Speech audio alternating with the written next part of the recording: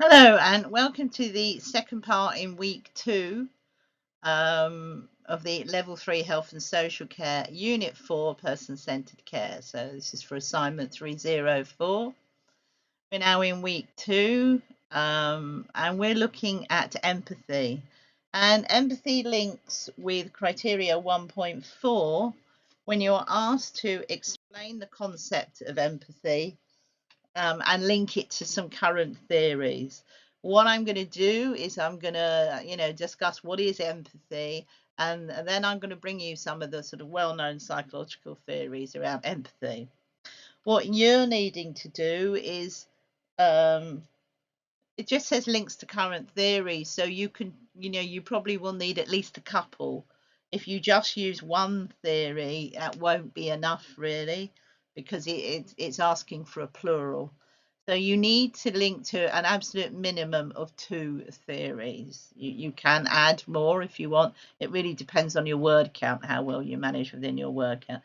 Again, this is just something that you will just need to summarize, because obviously these theories can be quite long and complicated, and they have many books written about them. So you are really going to have to just pick the highlights. Okay.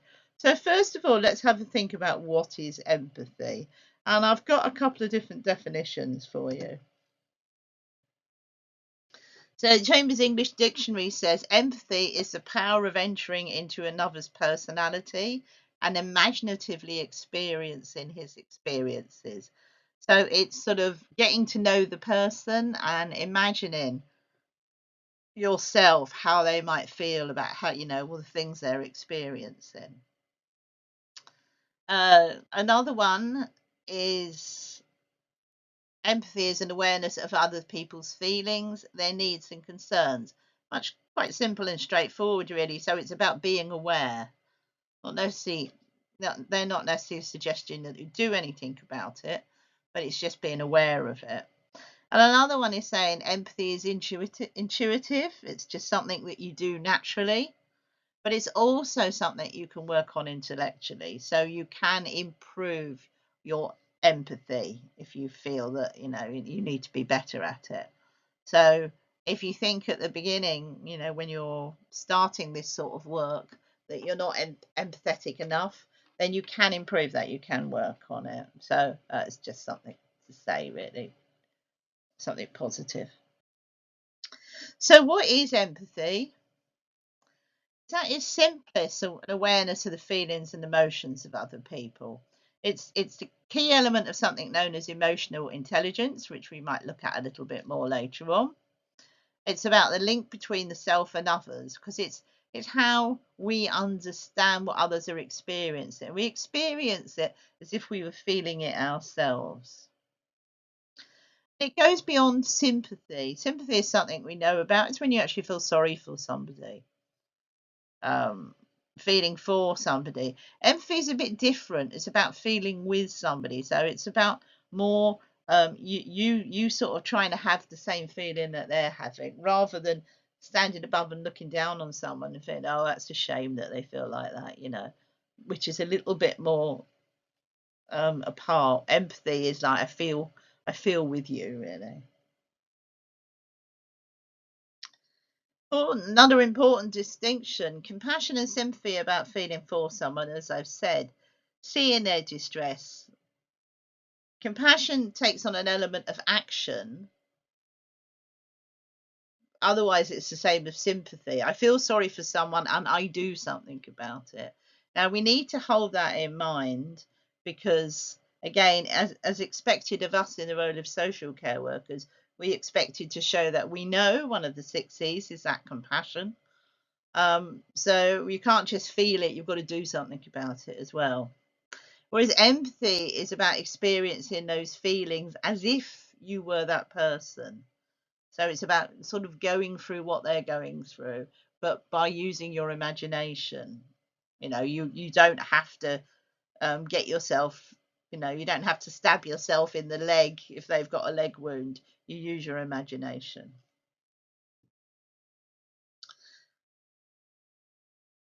Looking at one of the different theories, we've got the psychologists Daniel Goleman and Paul Ekman, and they broke down a concept of empathy into 3 different categories. So this is one theory: cognitive empathy, emotional empathy, and compassionate empathy. And they said cognitive empathy was known as sort of taking perspective.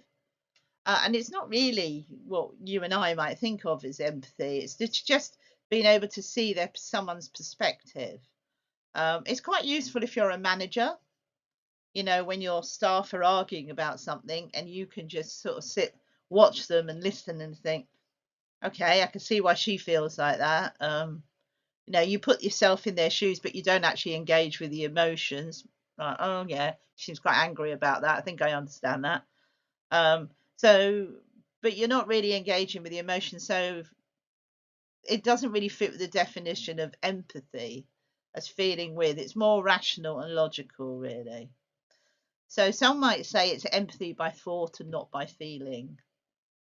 But then we know that to have full empathy, you have to have some of the feeling as well. So there is a dark side to cognitive empathy, unfortunately. It can be used in a way, because you can show cognitive empathy without having any feelings whatsoever or any sympathy whatsoever. You can be quite well divorced from the subject and just sit down and look at it quite coldly and say, well, if I do that and that and that, that will do that.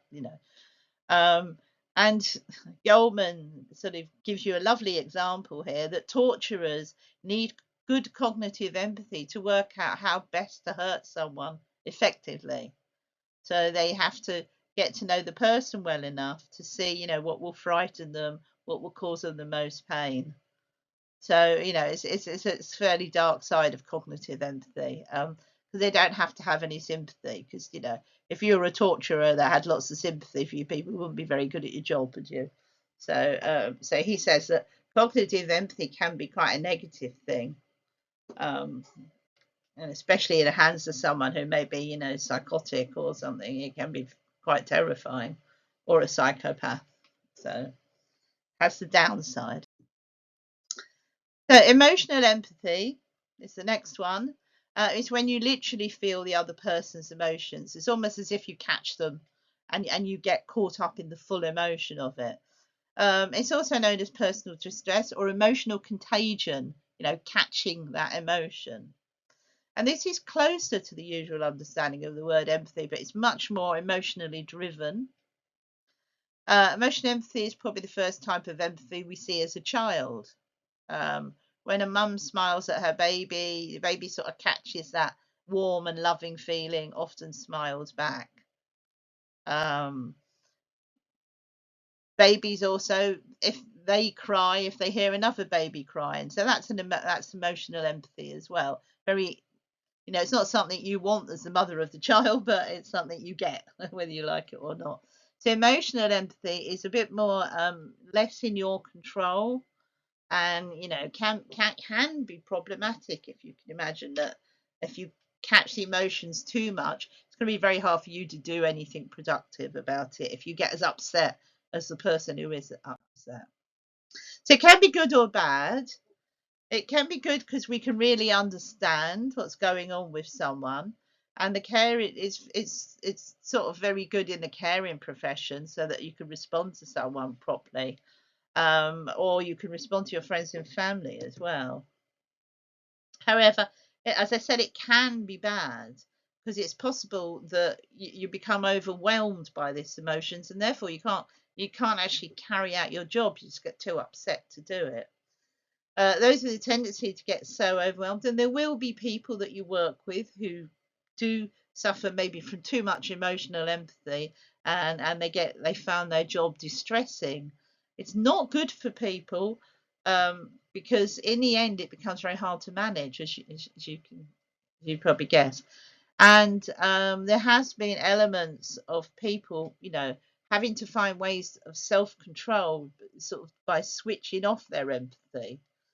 And unfortunately, this has become something which we find in sort of negatively performing care homes.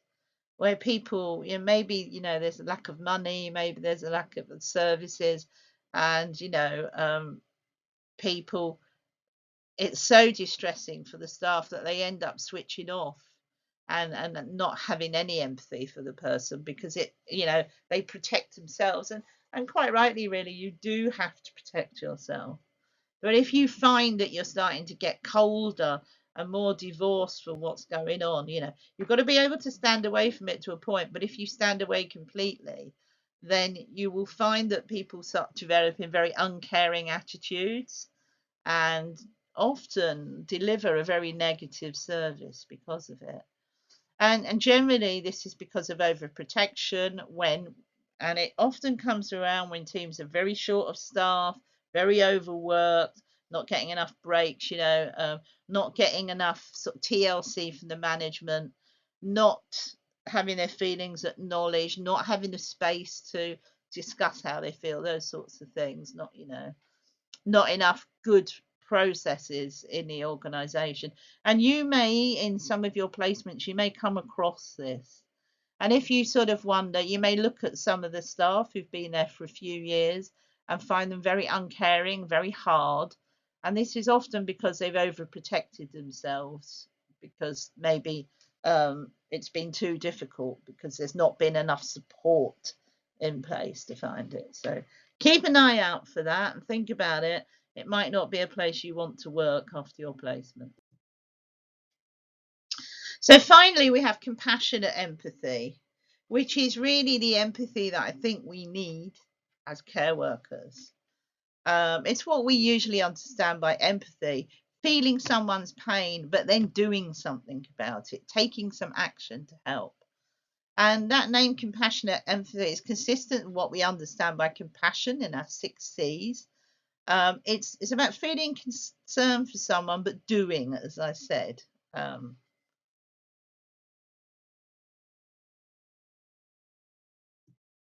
and it's the doing is what people want of you. For completion, it's worth mentioning that some people suggest there are two other types of empathy: somatic and spiritual. I'm just giving this to you. You don't hear it that often. Somatic empathy is defined as feeling someone else's pain physically. If you're very close to someone and you feel somebody hurt, you might actually feel that physical pain. Identical twins are quite known for this. If one person has a tummy ache, it's not, that they can develop, the other one can develop a tummy ache as well. We might do it when we watch like an action thriller. I certainly have done. If somebody, if Arnie Schwarzenegger delivers a punch to someone and the person goes flying across the room, sometimes we go ooh as well, and we react with it too.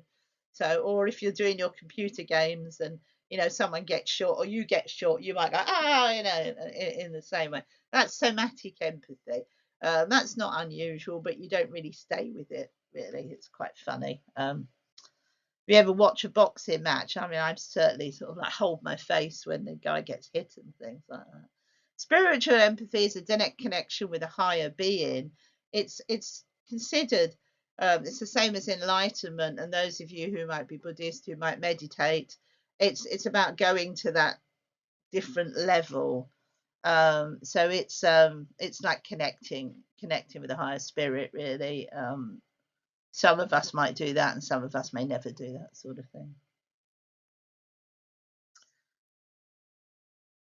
We're looking now at another type of theory, which is Daniel Goleman's theory, where he looked at 5 elements of empathy: understanding others, developing others, having a service orientation, leveraging diversity, and political awareness. Daniel Goleman was a psychologist, but he is specifically directed around occupational psychology. So he was a guy who looked at work and the jobs that you do. So his psychology is all related to the importance of work. So he looked at empathy in a very specific workplace scenario. First of all, understanding others. And he said that was what most people understand by empathy: sensing others' feelings and taking an active interest in them. That's tuning into emotional cues, listening well, pay attention to the non-verbal communication, picking up those cues. We've talked about some of these things in other units, really. And you're aware that this is sort of what's expected of you as a person-centered worker. Show sensitivity and understanding to others' perspectives. All these are, he identified as were skills. If you don't have them, you can develop them or you can make them better. But you've got to want to do so, obviously. It can't be forced on you. It's got to be something you choose to do. Some people may switch off this emotional sort of antenna that we've got to avoid being swamped by other people's feelings.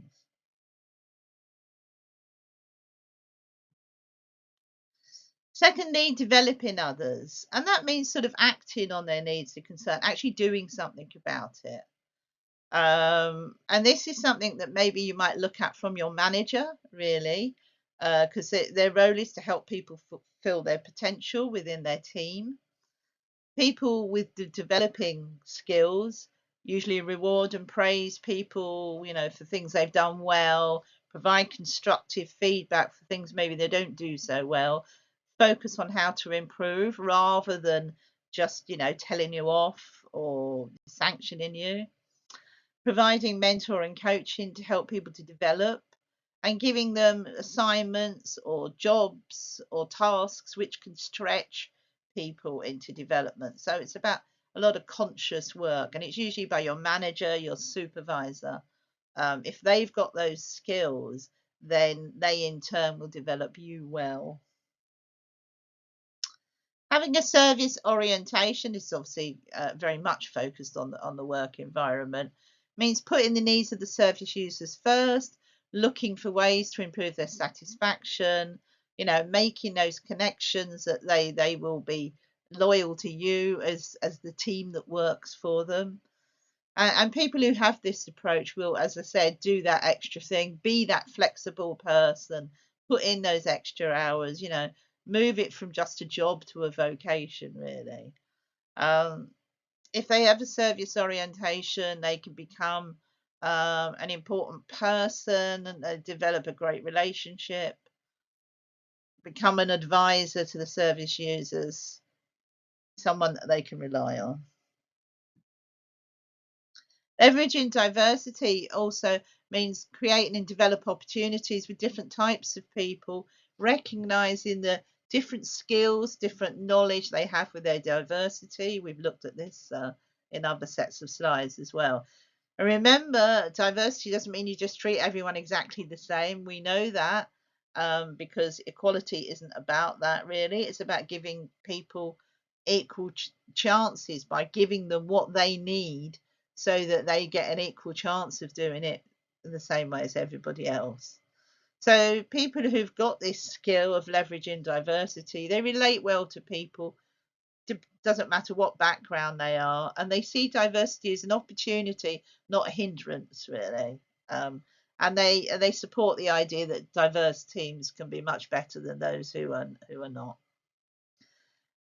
Those who are really good at leveraging diversity are the people that you will see who will challenge any intolerance or any bias or bigotry and any stereotyping. So they just won't let things go, really. Whereas some people might go, oh, yeah, I know she's terrible, but, she's difficult to deal with.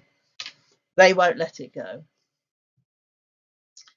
Political awareness. Many people view political skills as manipulative because politicians are generally manipulative. But actually, in the real sense of the word, being political means sensing and understanding what the different relationships are in a group, seeing what the emotional undercurrents are, seeing, knowing what will make people happy and what won't, really. Because that's what politicians do. They read the room and, say what you want to hear. And so political awareness can be really important in team development and developing organizational relationships as well. It can help people identify what things work and what things don't work. So it's a skill But unfortunately, it can be very abused by the people who run your governments or my governments as well. Another theory, Martin Hoffman, a very famous American psychologist who developed the concept of empathy, were looking at how it's linked to moral development. This was quite an interesting one. It's something I learned in early years psychology, um, and early years developments as well. And he said he looked at how your moral development when you're young as a child, how it affects you in adulthood. So it's a sort of different approach. And he said empathy develops with age. His one of his well-known books, Empathy and Moral Development, and that was very much focused on the caring profession, actually. And he said moral internalization occurs when a person's moral structure is accepted and the person feels obligated to abide by its principles. And this is part of your socialization when you're a child, which you very much learn from your parents. That sort of moral structure, what is good, what is it bad, what is right, what is wrong, and how you decide to follow those principles because your parents say it's the right thing to do, your school supports it, your church supports it, those sorts of things. And he said there was 4 stages of development. And he takes it from a real sort of psychological,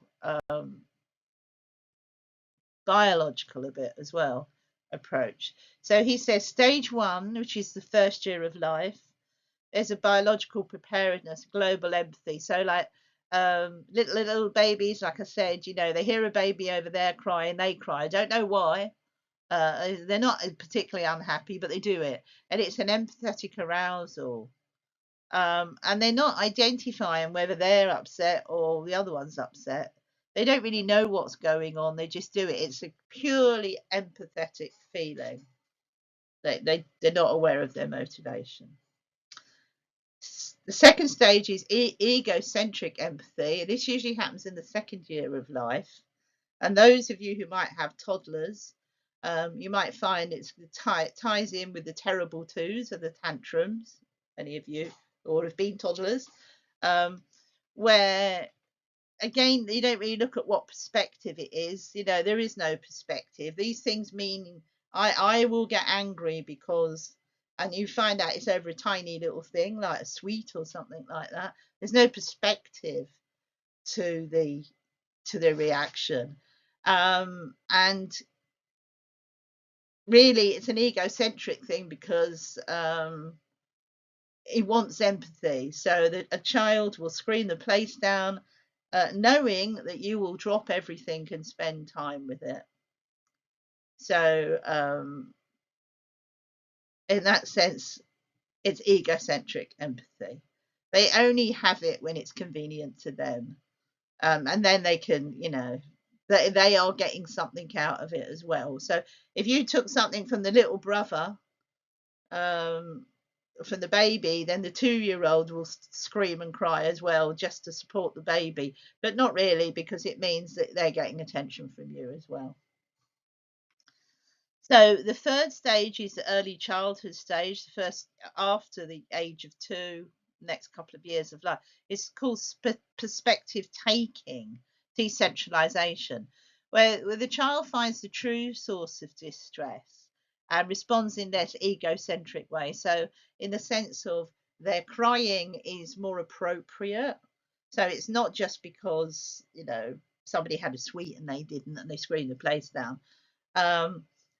They may cry for a little bit, but it'll only last for a moment because it was only a sweet after all. But if they fall over and hurt themselves, they may be more distressed about it. So it's more inappropriate perspective, and they can explain to you. So you'll say, "What's the matter? What's the matter?" And they're like, "Oh, I've hurt myself," or "He's hurt himself," and they will cry, still cry for other children, but they know why they're crying. They don't just do it, which little ones do. They set themselves. Each one of them sets the other one off. But so the less egocentric, they might get upset, or even if mummy's upset, this is when a child will come to you and say, "What's the matter, mummy?" You know, are you tired? Are you, has someone upset you? So they're beginning to have empathy for other people rather than just themselves and their immediate siblings. And then in middle childhood, usually, about the over the age of about 8, really, you get high level cognition. So they're getting lots and lots of understanding, and you're going to get a range of appropriate reactions as they're becoming, as they're moving towards adulthood. So, they will be empathetic to the right amount. If a child has told you that he just lost a sweet, it'll be like, oh, well, oh dear, that's a shame. But if a child comes into school and says, my mum died last night, then they will have the right level of empathy to be supportive and that. So usually after about the age of about 8, really, you tend to develop this high level cognition. What are the criticisms of Hoffman? Well, he doesn't really define what is empathy. He just assumes everybody knows. He misses out some points, and he doesn't really talk about empathetic altruism. So as far as he's concerned, empathy is all for a purpose, usually to make the person happy. But he doesn't ever talk about some people, sort of, especially people say who work in the caring profession, who are empathetic because they really care about other people. He doesn't really identify that.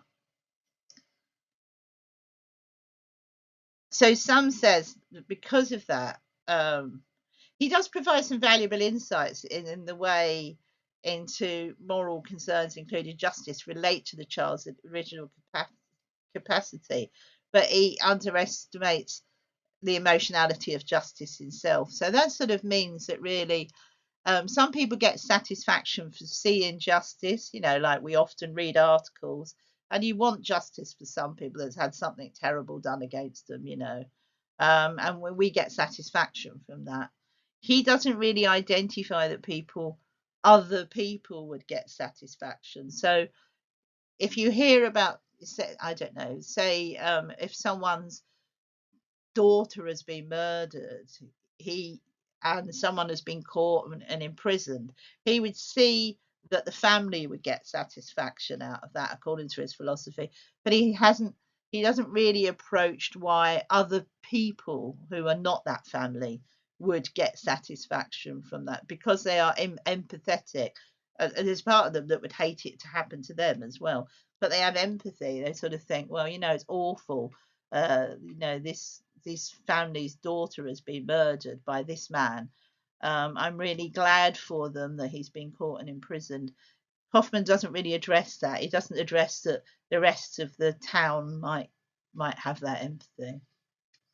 So it's got a sort of very simple, straightforward development, but very much about the individual. His important points, though, is he believes that aggressive behaviour, particularly in adolescence, is a result of empathy that's not properly been developed. I think there's a lot of people that are taking that idea forward now, particularly working with young people in prisons and young offenders institutes. So people who are considered sociopaths, they're identifying the fact that, or psychopaths, they're identifying the fact that it's possible that their empathy hasn't properly been developed. They don't really care what happens to other people. And this is one of the issues from people suffering from autism as well, is that they haven't got their social awareness. It's one of the problems of autism, is they don't really have that social awareness very well developed. So they don't really care about other people's feelings because that socialization hasn't worked for them. But Hoffman does always believes that empathy can be learned and can be developed. So that's a positive view. So some of these young people in young offenders, he believes if you catch them, especially if they're young, that with some sort of social training, they can actually learn to be more empathetic to others. There are 2 additional theories that I won't go into, but you can certainly read up on them if you want. You probably won't have room to write about them, but that's your choice. Simulation theory explains empathy as developing when a person sees another person experience an emotion and then they sort of replicate it to themselves. It's like being a bit of a mirror, and they have to go off and do that first to sort of get an idea of the emotion. You can read up on simulation theory if you want. And another one known as the theory of the mind, as I've given you a little video link there, you can sort of look at. It's an automatic process when the brain processes information about how a person should think and feel. So it's something that's sort of lodged in the brain, and it's like it becomes a process. They say that it's sort of imprinted in the mind, and you do it without even thinking about it, which is sort of true. But have a little watch of the video if you want to find out a bit more about it. So research has suggested that individuals who can empathize enjoy better relationships with others and have a better well-being. So this is why, sociopaths, people with autism, are often feel a bit, separate from society because they don't empathize very well. And Barack Obama here he said, instead of talking about empathy, we should talk more about our empathy deficit.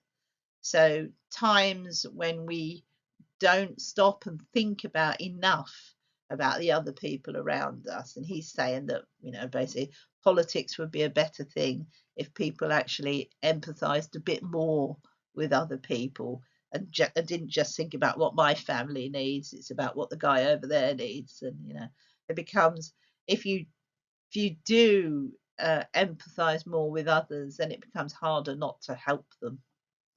And he's saying that's what we should all be doing. I've given you a couple of references there.